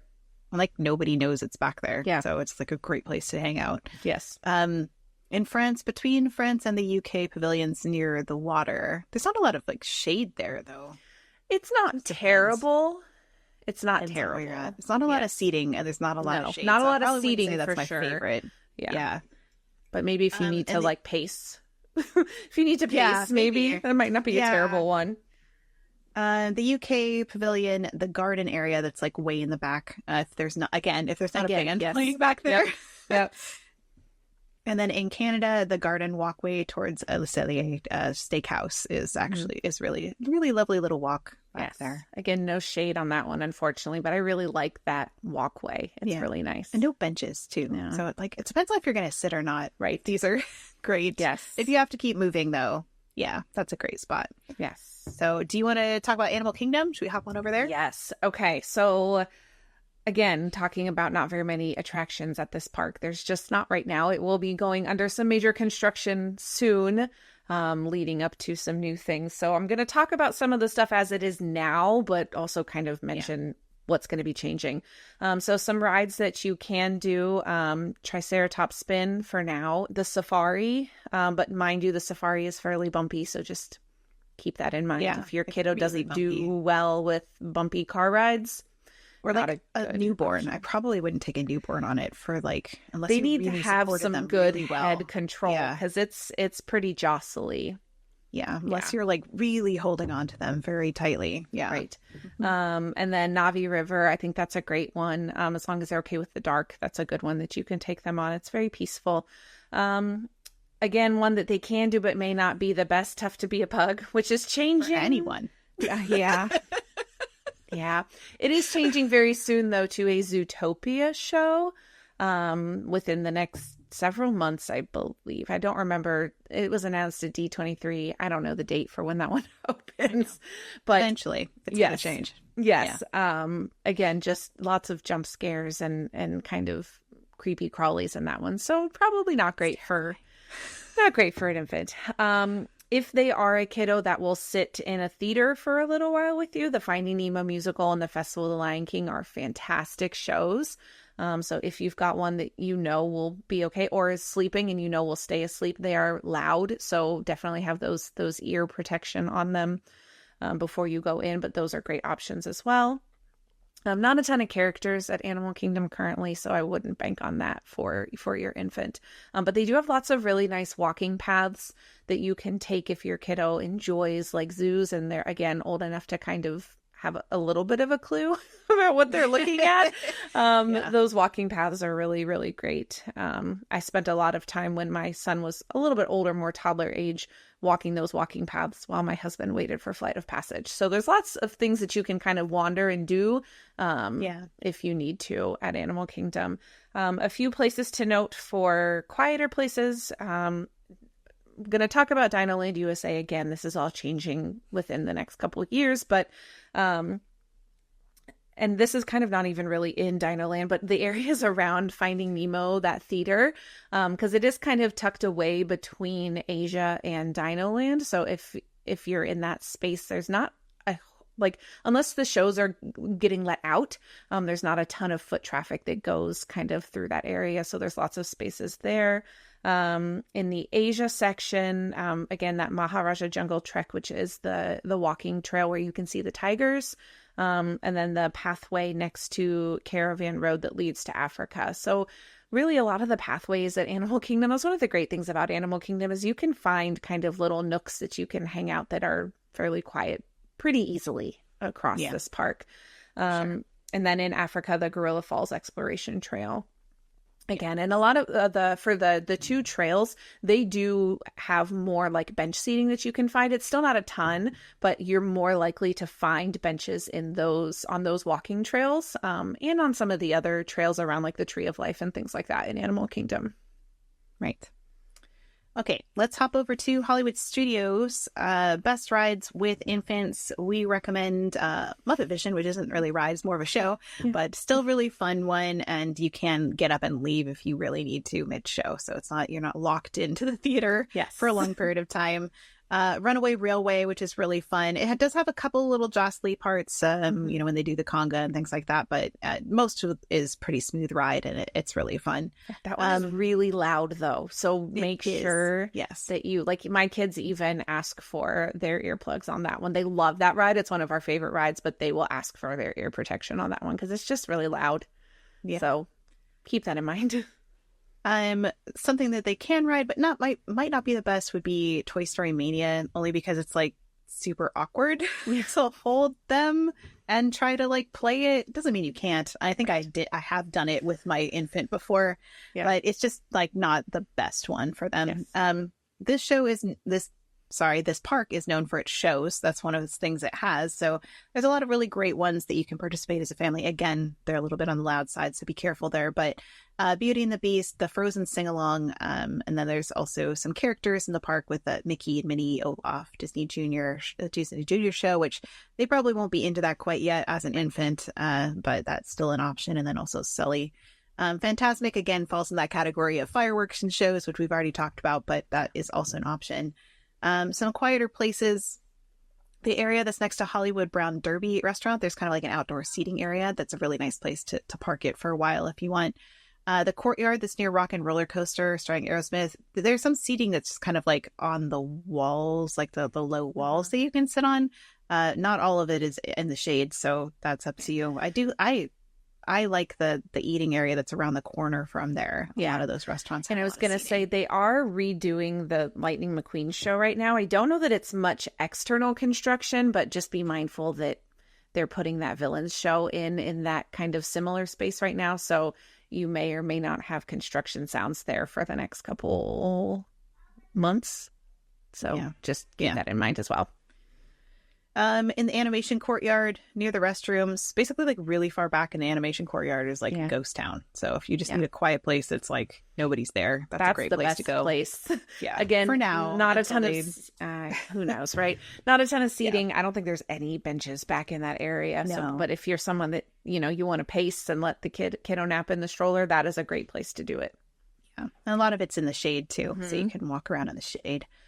Pixar Place, the end of the block near the archway, is a quieter spot. In Toy Story Land, there's a corridor between Toy Story Land and Star Wars Galaxy's Edge. Honestly, though, I probably wouldn't hang out there very long. It's like there's not a lot of shade, and there's not a lot of, like, besides a photo area that a lot of people are hanging out in. So I don't know if I'd recommend that one, but no.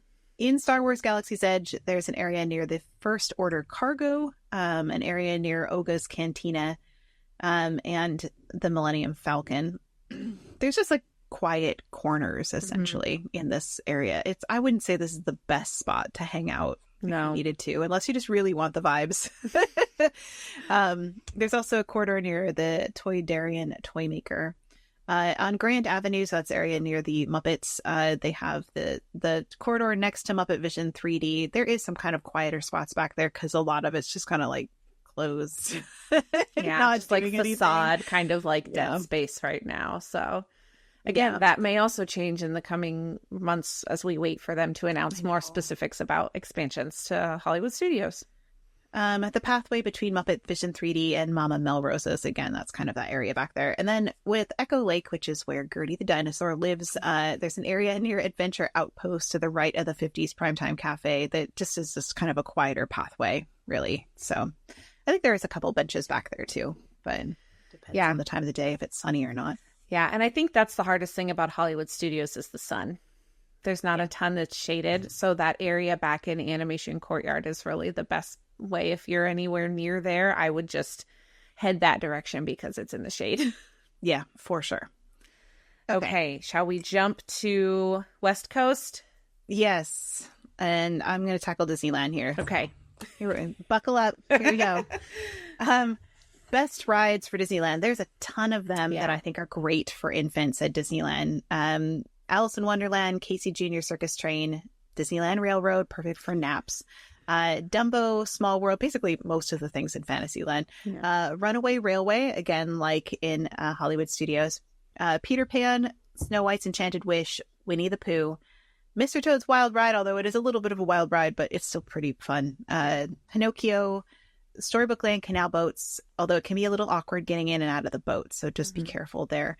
The carousel, if you sit on the benches, if your baby's like way on the older side, you might be able to stand and like hold them. Yeah. But that's up to you and how you feel comfortable with that. The Finding Nemo submarines can be a little bit awkward to hold your baby to go get down and out of them because there's this really steep, narrow stair, like circular stairway. Yeah.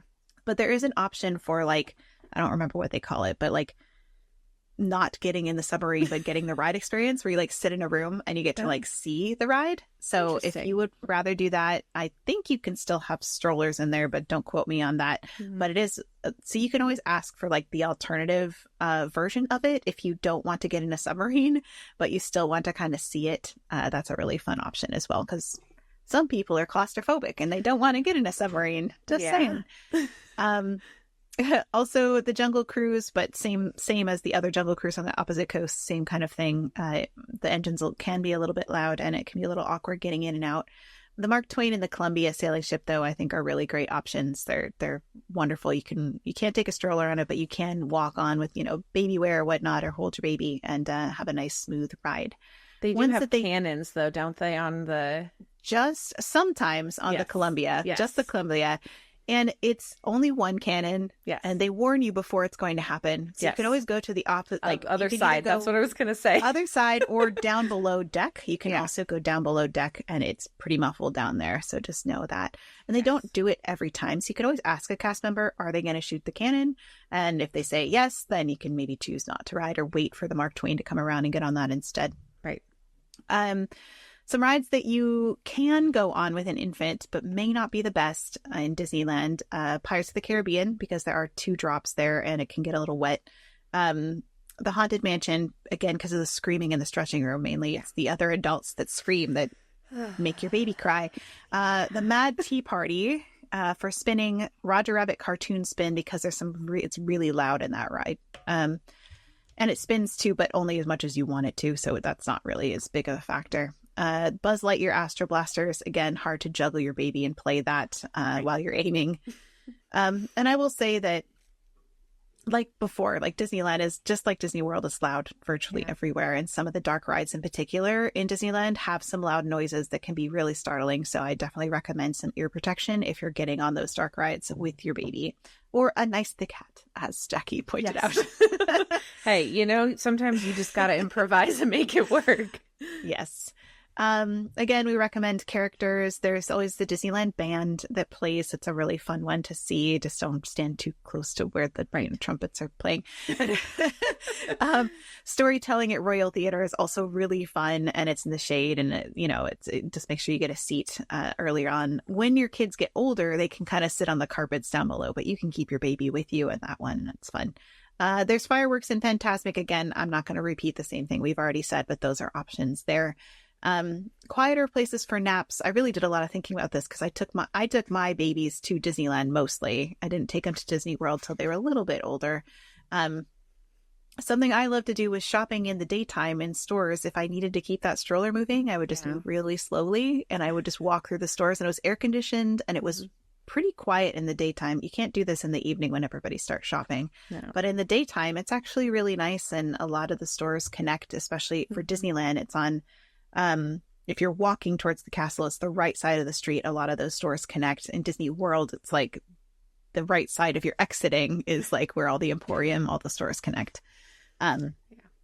So not for a stroller, but quieter places if you're just kind of overstimulated. Tom Sawyer Island is a great place to go. I recommend that for anybody at any time that's overstimulated. It's a fantastic place to just chill out. Yeah. I also really love the second level of the Golden Horseshoe. There's like an upstairs, you can mobile order food if you want to, but you could just go in there and hang out.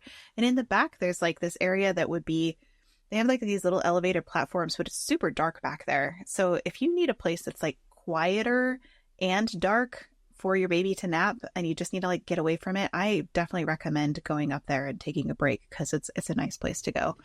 On Main Street USA, near First Aid, there's a side street by Market House and Starbucks as well that is like Center Street. But it's a pretty busy traffic area with not a lot of seating. So I don't know if I'd recommend that so much unless you were desperate and you had to stay on Main Street.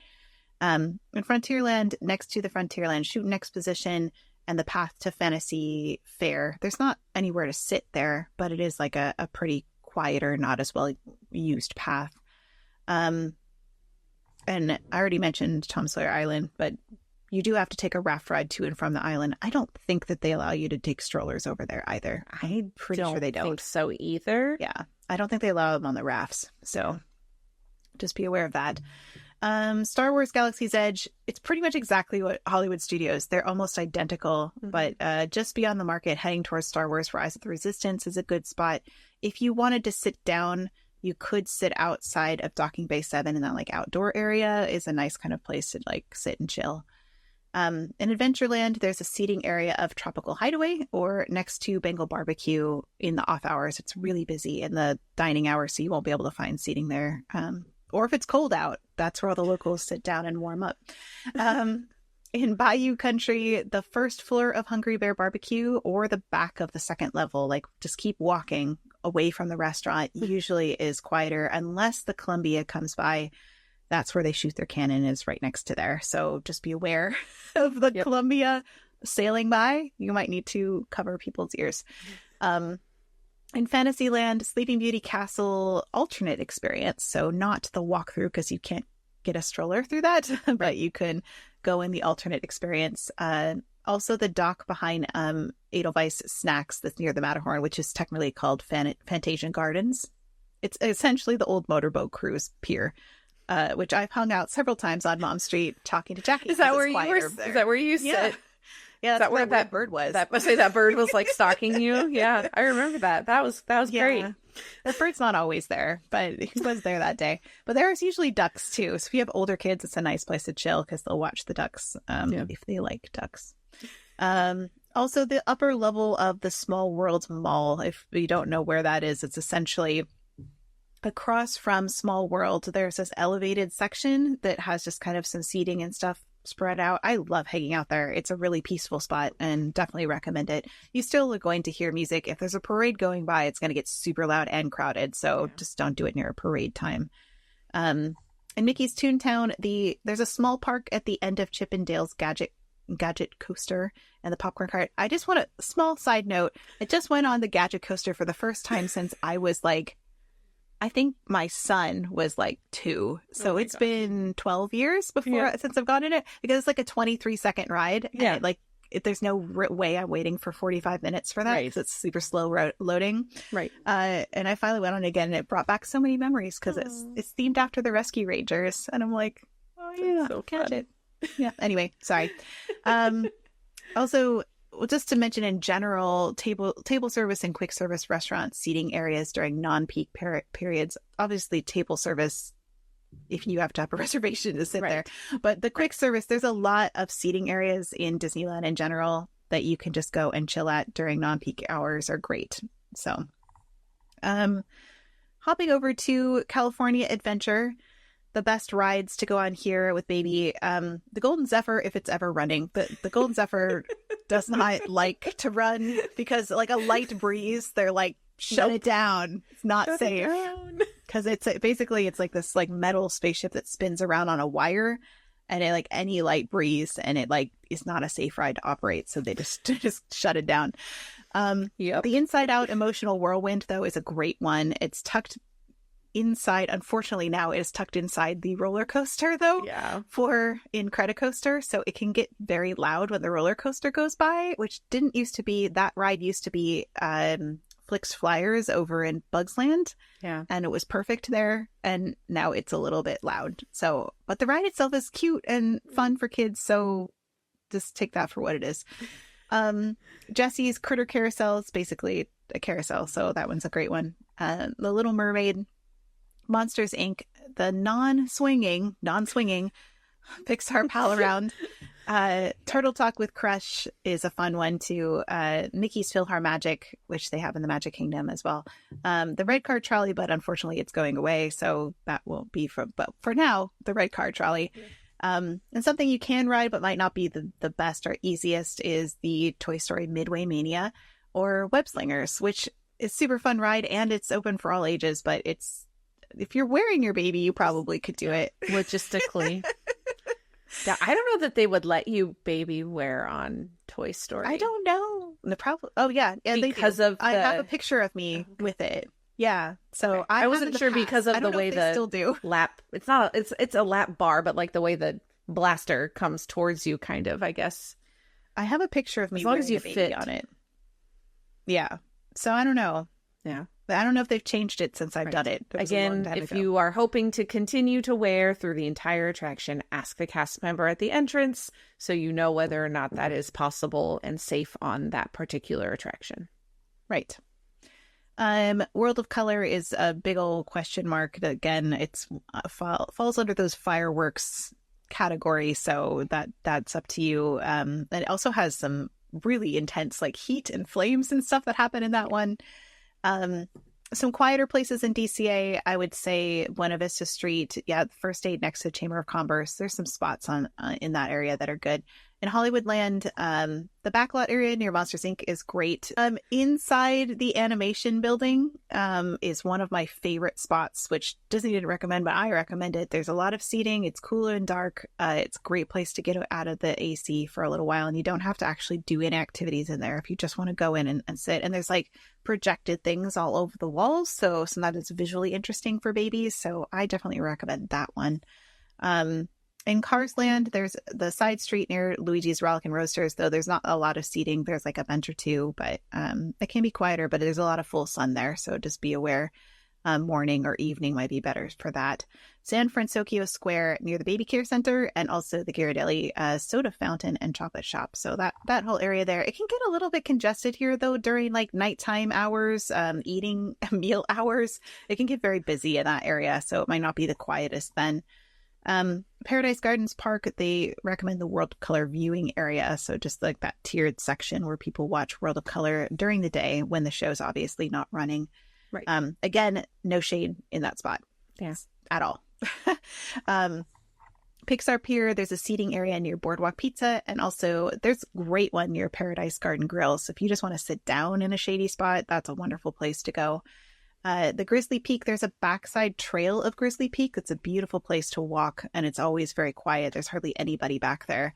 And then there's the Redwood Creek Challenge Trail as well. There's still kids that are running around screaming there, so take it for what it's worth. And then there's the outdoor seating area that's next to Smoke Jumpers. It's one of my personal recommendations. It's usually pretty quiet there, and you can kind of get a seat in the back away from people. I like that a lot.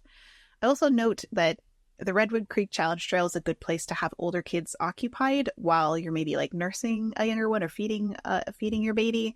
I have memories of doing this because we just like the kids needed to run, but I needed to stay still for a little bit. Yeah. But of course we had another, because my kids were small, we had another adult that was able to kind of supervise them while I was doing that. But definitely a nice place for that. And again, any quick service areas that are not being really busy and occupied are good places to sit down during non-peak hours as well. Yes. And just a note about that, like if it's peak hours, please don't just go in and take a table if you're not going to eat at those locations. Now, if you're going to eat, order something by small. All means. Yeah. Or order a little snack and find yourself a spot and you know, sit and relax while you have your snack and maybe feed your kiddo, but just be mindful of when it is that you're looking for spots to sit. Yeah. Otherwise, go find a bench maybe somewhere if you're looking for somewhere to sit. Yeah. Which is harder to do at Disney World, but there are places that exist. No benches there. I know. It's like one of my. I've been working forever on a post about like the benches and historical benches because man, there's a lot of history there. Anyway, which is like. That's just really right up your alley, though. It really just is. The person that probably cares about it, but it's fine. That's fine. Okay, as we kind of wrap up the parks, just a few other thoughts about visiting the parks with infants. Even if you have an infant, child swap can still be utilized. So that way the parents or the adults can still ride the rides that they want to ride too, especially if you've got a napping kiddo in the stroller. So you can also use multi-pass, single pass, things like that as well if you choose to, obviously. Do keep in mind that in order to use child swap, the cast member has to see the child. So even if they're sleeping in a stroller, you still have to see the baby. I'm wearing a Grogu shirt. I'm sorry. That's perfect. So even if they're sleeping in the stroller, you will need to roll them over to the cast member so that they can see them. Just keep that in mind as well. And just a couple reminders. A trip with an infant can be stressful and exhausting.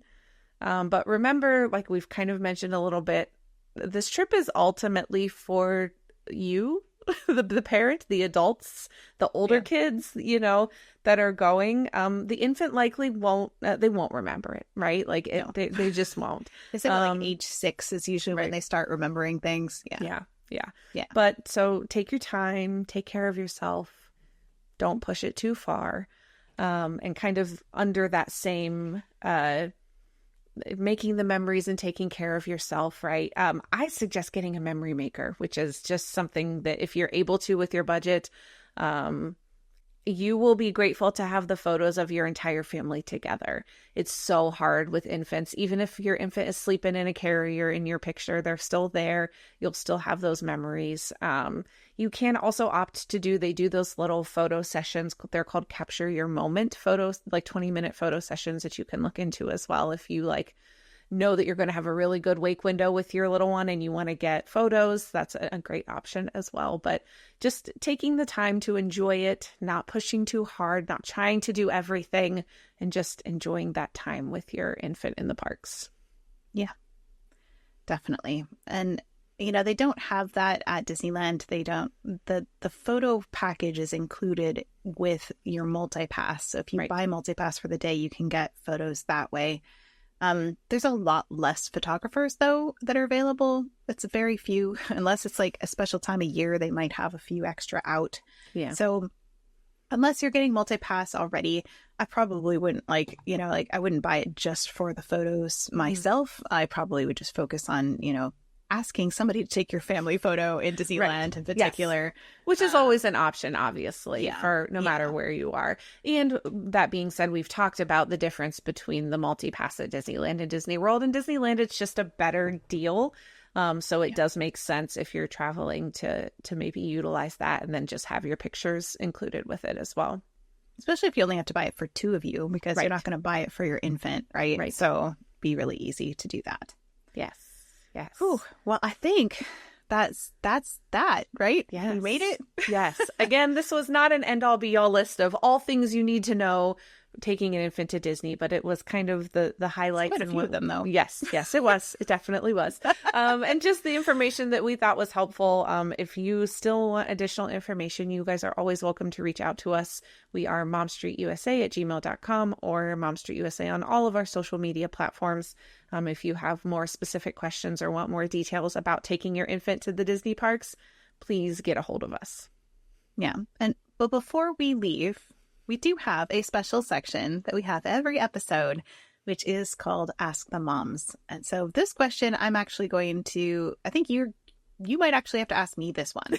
Okay, I can do that. Okay, so our Ask the Moms question for this episode is, we are visiting Disneyland for the first time. Do you recommend getting a Fantasmic dining package? Yes, with an asterisk. All right, tell us the details, Kate.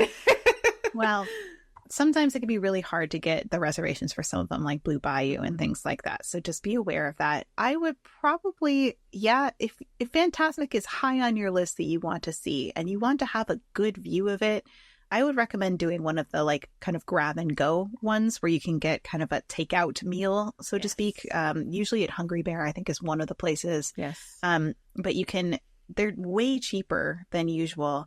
And then it will put you in a fantastic place to see it, where you will not have to sit forever or stand forever. And you can have a wonderful, wonderful view of the show. And it's reasonably priced. I don't really recommend so much the sit-down options for Fantasmic dining, especially the ones that you can sit and see it from the restaurant. You're still behind a ton of people and a lot of foot traffic that moves back and forth, so you really don't get price difference is pretty outrageous. So much. It's really expensive. Yeah. Yeah, so, if you really want to know the price comparison, look at what you think you would purchase there and tally that up and see what you would be spending to do the Fantasmic dining package, and that may help you make your decision. Because I remember when we looked into that, when we did dining, it's a lot. Yeah, it's something that if you're on a budget, don't feel like you have to do it. That's what I will say. Yeah, that you can find somewhat decent spots to watch the show, if you go early enough and kind of claim your spot, they're going to make you stand up. So you're not going to be sitting. Right. But you can get spots that are decent to see it without paying. You just really have to go early, like at least 45 minutes to an hour early before the show to get a decent spot to see it. But if it was like my only time in Disneyland and I really wanted to see Fantasmic, I probably would do the kind of like grab and go option. That's what I would do.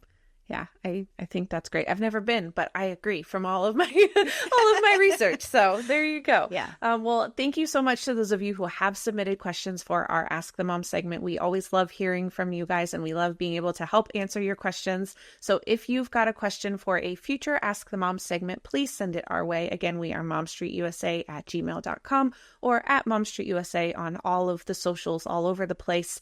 You can also contact us via the Discord channel. Our good friend Kirk at Walrus Carp in his Pocket Fam Discord, we are there as well. So those are all good places that you can send us your information. Yes. All right. Well, I think that pretty much wraps up this episode. But next time on Mom Street USA, we're going to head into Toddlerland. Yeah, toddlers and preschoolers will be next. So it's hard to decide and decipher these different age levels. So we're kind of going to look at 2 to 5 maybe kind of on this. Pretty similar. Yeah. So that's the goal with that.